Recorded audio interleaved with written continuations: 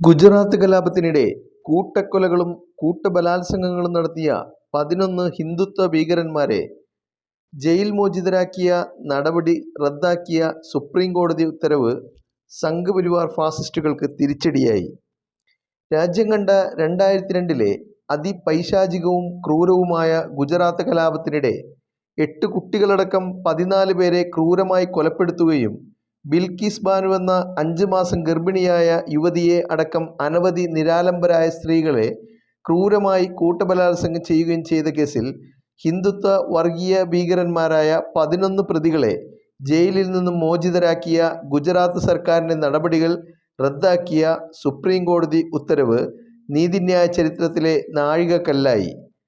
ജയിലിൽ നിന്നും ഗുജറാത്ത് സർക്കാർ മോചിതരാക്കിയ ഈ സംഘീ ഭീകരന്മാരെ മധുരപലഹാര വിതരണം നടത്തിയാണ് സംഘപരിവാറിൻ്റെ നേതൃത്വത്തിൽ ഗുജറാത്ത് സർക്കാർ സ്വീകരിച്ചാനയിച്ചത്. ഇതിലൂടെ ഗുജറാത്ത് കലാപത്തിന് ശേഷം സംഘപരിവാറിൻ്റെ പൈശാചികമായ മാനസികാവസ്ഥയാണ് അന്ന് വീണ്ടും പുറംലോകമറിഞ്ഞത്. അതിക്രൂരന്മാരായ 11 പ്രതികളെ വെറുതെ വിട്ട ഗുജറാത്ത് സർക്കാരിൻ്റെ നടപടിക്കെതിരെ രൂക്ഷ വിമർശനമാണ് സുപ്രീം കോടതി നടത്തിയത്. കേസിലെ പ്രതികൾക്ക് അധികാര ദുർവിനിയോഗം നടത്തിയാണ് ഗുജറാത്ത് സർക്കാർ മോചനം നൽകിയത്.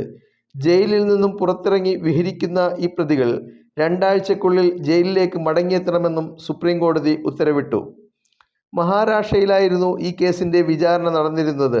ഗുജറാത്ത് കലാപത്തിൽ ഹിന്ദുത്വ ഭീകരന്മാർ ആസൂത്രിതമായി നടത്തിയ കൂട്ടക്കൊലകളും ക്രൂരമായ ബലാത്സംഗങ്ങളുമടക്കം നടന്ന സംഭവത്തിൽ ഗുജറാത്ത് സർക്കാരിൽ നിന്നും നീതി ലഭിക്കില്ല എന്ന ഇരകളുടെയും അതിജീവിതയുടെയും അഭ്യർത്ഥനയെ തുടർന്നാണ് ഗുജറാത്തിൽ നിന്നും മഹാരാഷ്ട്രയിലേക്ക് ഈ കേസുകളുടെ വിചാരണ മാറ്റിയിരുന്നത്.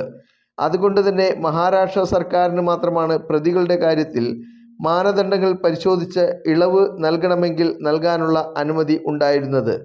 എന്നാൽ വിചാരണ കോടതിയുടെയും അന്വേഷണ ഏജൻസികളുടെയും നിർദ്ദേശത്തെ തുടർന്ന് ഈ പൈശാചിക ഭീകരർക്ക് യാതൊരു കാരണവശാലും ജയിൽ മോചനത്തിന് ഇളവ് നൽകരുതെന്ന നിർദ്ദേശത്തെ തുടർന്ന് മഹാരാഷ്ട്ര സർക്കാർ ഈ 11 പ്രതികളുടെയും ജയിൽ മോചനത്തിനുള്ള അപേക്ഷ തള്ളിയിരുന്നു.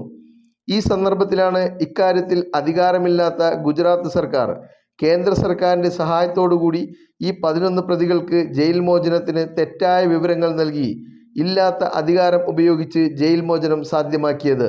ഈ ഉത്തരവാണിപ്പോൾ സുപ്രീം കോടതി റദ്ദാക്കുകയും ജയിൽ മോചിതരായ പ്രതികൾ 2 ആഴ്ചയ്ക്കുള്ളിൽ ജയിലിലേക്ക് മടങ്ങി വരണമെന്നും ഉത്തരവിട്ടത്.